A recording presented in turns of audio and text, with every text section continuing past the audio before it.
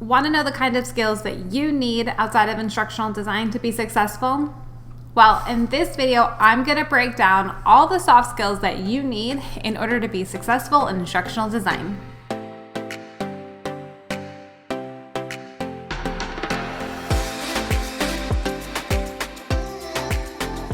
Hey friends, my name is Vanessa Alzate, and on this channel, we help aspiring instructional designers and e-learning developers get off of the sidelines and get into the L&D game. So let's just get right into it. What do you need as an instructional designer outside of obviously instructional design skills and things related to the field? Well, first things first, and I've mentioned this in past videos, but creativity.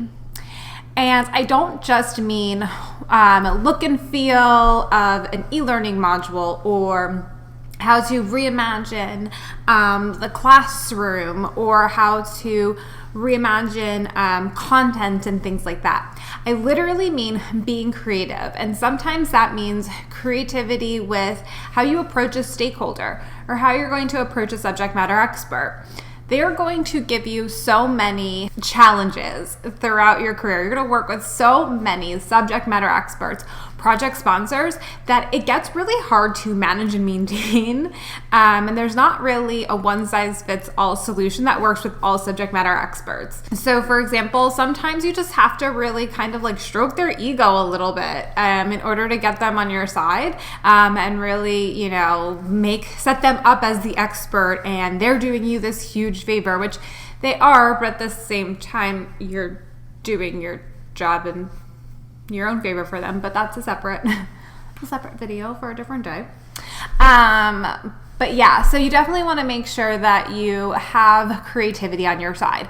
And it's not just a matter of being creative when you're working with people, but being creative with how you're managing projects and being able to adjust and be flexible and think on the fly. If you can be agile and a little bit go with the flow and not so rigid, it's really going to serve you really, really well, especially when you get into, if you want to get into freelancing and being a consultant and working on your own. So this next thing is really big for me, and it's something that I look for whenever I bring in new team members and things like that, and that is being solution oriented. There is nothing in life that I cannot stand more than someone who just complains about things but then never comes up with a solution. You are going to come up with challenges, so often, and you're going to butt up against, issues, delays, budgets being, cut on you and things like that, that you really do need to kind of break out of the world is falling type of mentality and complaining, and just get down and find a solution and come up with a few different solutions.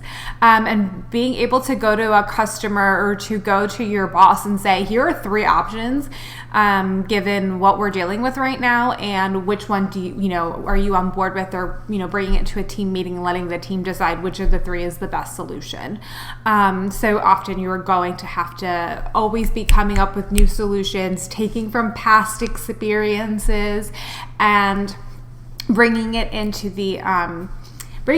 your training or your conversation or your project management, that you're going to have to always be thinking of different solutions. And there's, again, not going to be one size fits all. It's going to be always something different.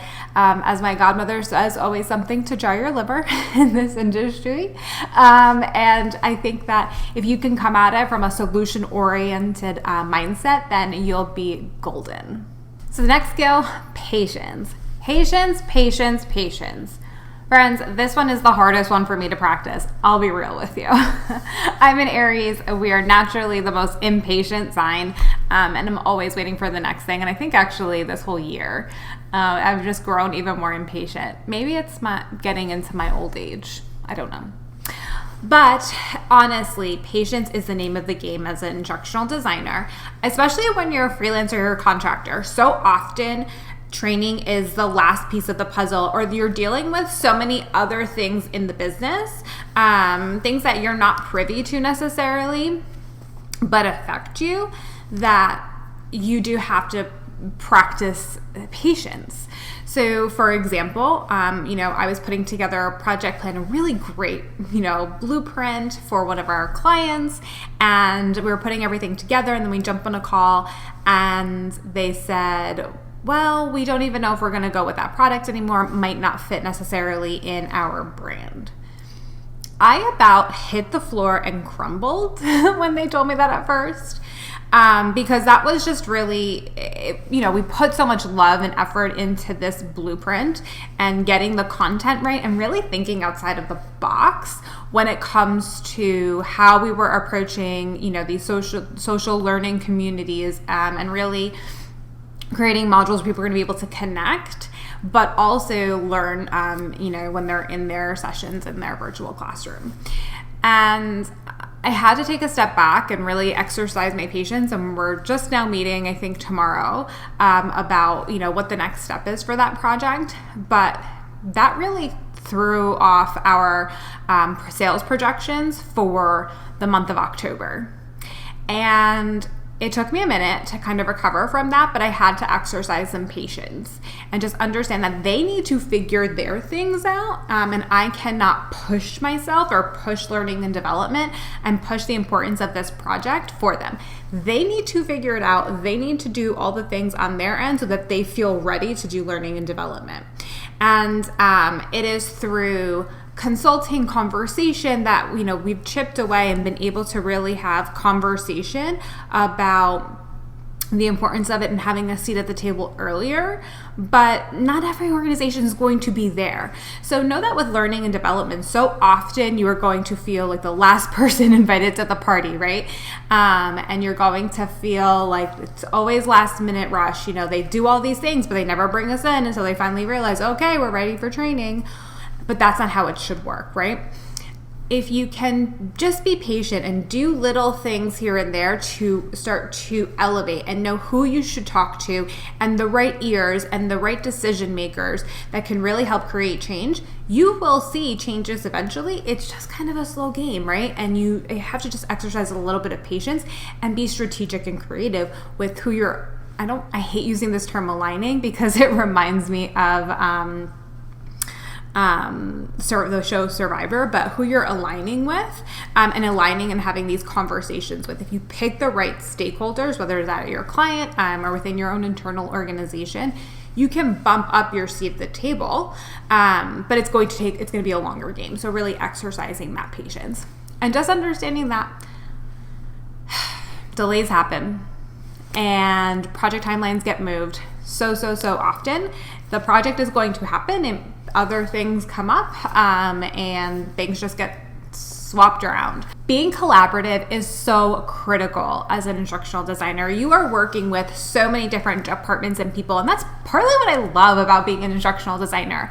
I get to learn so much about so many different industries, organizations, people, that I never get bored. I'm not just doing the same thing day in and day out. While I might be doing e-learning day in and day out or instructor-led training day in and day out, it's all different content, and that's super fun. But because of that, really bringing in a collaborative spirit and bringing in the right people at the right time to really bring your project to fruition and really make it something that is more than just standard check-the-box training, really can make an impact on the organization and really move you forward in that trajectory to getting that seat at the table if that's what you're looking for, right? So being able to collaborate with marketing, communications, sometimes legal, your subject matter expert, your project sponsor, and just having that team collaborative experience is really, really crucial as an instructional designer. So really practicing that skill and honing it, learning more about how you can bring in others and make them feel heard and really value what they're bringing to the table is really going to do you a lot of favors as an instructional designer. So flexibility. I've already touched on it when I talked about patience, but being flexible is super important. Make sure you are, able to adapt. Of course, stick to your grounds, and especially as an instructional designer who's a contractor or freelancer, stick to your statement of work. Do not let your clients creep on their scope. Okay, this flexibility is different than what I am going to, that flexibility or that rigidness is different than what I'm talking about. You should always stick to your statement of work. Make sure your clients are not creeping on your scope because that adds time and cost. And if you're not charging for it, that is free labor. What I'm talking about with flexibility is, like I mentioned earlier with my customer, we have to put that project on hold. It's not going to happen in October. So we have to move it to November and possibly, shift around what the first quarter of 2022 is going to look like because it's going to now eat into some of those days. Or just being flexible in how we reimagine learning for them and really thinking about, yes, we have our process and what we believe that is the right way to do things, but sometimes we need to tweak little pieces here and there to fit that organization, and that's fine. But as long as we're sticking to our core message and our process, and not, again, causing scope creep. So really flexibility is something that you need to practice and learn. And if change is hard for you, then instructional design might not be the right fit for you. You're going to have to be thick-skinned. And I am not always the thickest of skinned people. Everything that you do is going to go through review. Every, little word, every little paragraph that you write, every image that you create, every module, every document that you create, everything goes through review. And it goes through a lot of reviews. So just understand that when you have that, all of those reviews and so many people are looking at it, you're not going to please everyone. And sometimes you're not going to knock it out of the park. You can put together a project, and this has happened to us. You can put together a project and think that you totally hit it out of the park, and the customer sees it and they're like, what the F is this? And that is where you have to just understand that maybe you misread something, or you need to just maybe back up your choices and have a conversation about why you made the choices that you made. That's why when I deliver larger deliverables, so like an instructor guide or an e-learning module, I won't just hand it off and say, there you go review. I will have a meeting, even if it's just 15 minutes, saying, hey, here's the module. This is how you review it. This is what we're looking for at this stage in the review. And these are just some of the things that we were thinking of when we were creating this module, or why we made some of the choices that we made, just so that they can get a little bit into that mindset and just have a little bit of background and understanding.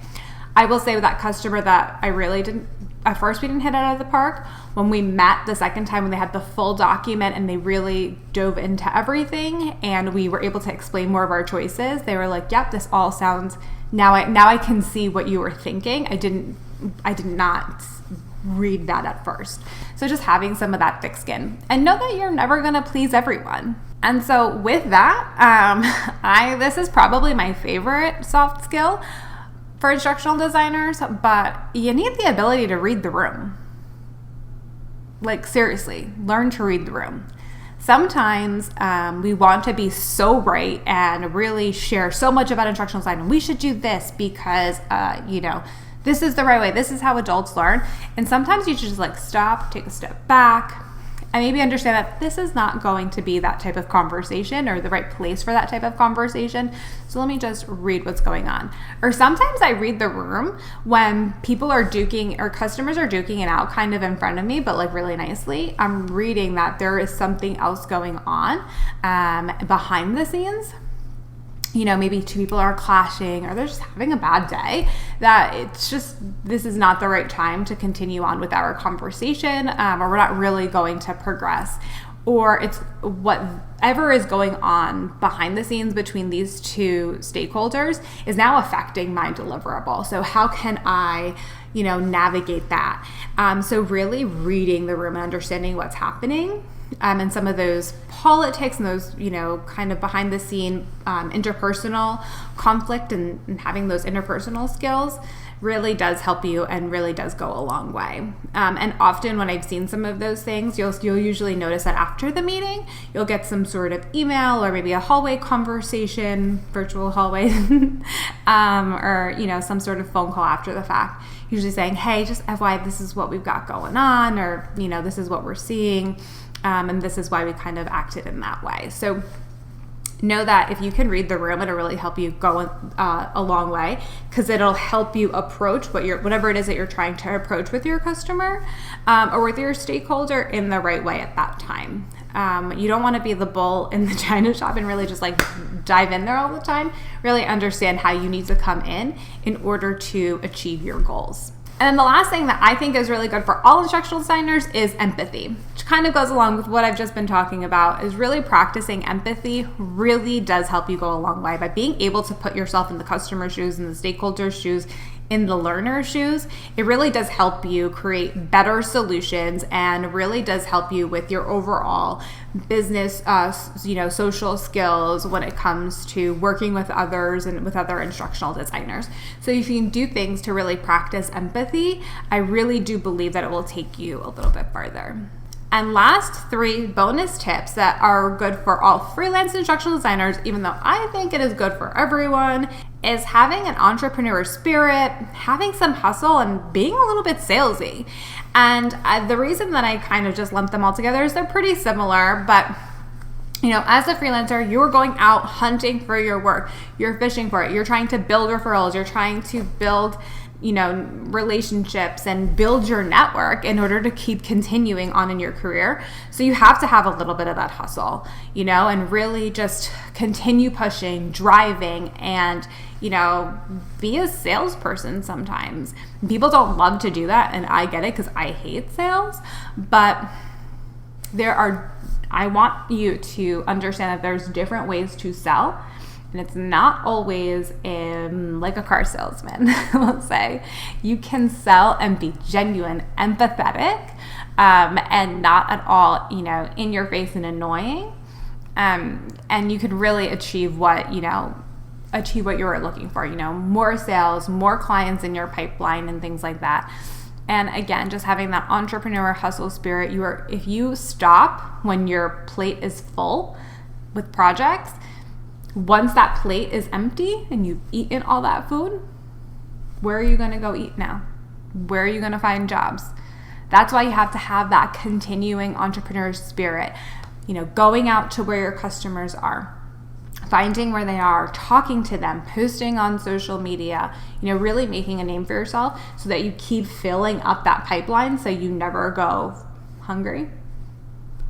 This conversation is going to make me hungry, but if you keep doing those things, it will keep that pipeline full and really lessen the amount of ups and downs that you have in your business. Know that this is going to happen a lot as a freelancer or as a business owner, but by continuing the sales, continuing the marketing, continue to hustle, continuing to meeting people. Really, that's what the most important thing in instructional design is, working with people, relationship marketing, really getting out there and meeting others and learning from them, knowing what they need so that you can, work on your offer. It really does take this and make it a lot less, it takes a little bit longer for it to slow down. And hopefully you get to a place where you're kind of like this, where you always have people coming in for more. So definitely making sure that you practice that entrepreneur spirit and being comfortable with the fact that you're going to have to be a salesperson at times. And not everyone's comfortable with that. So are you looking for ways to get into instructional design? Click the video that I've linked next that will give you my tips to get started in instructional design today. Friends, thank you so much for watching, and I will see you in my next video. Bye.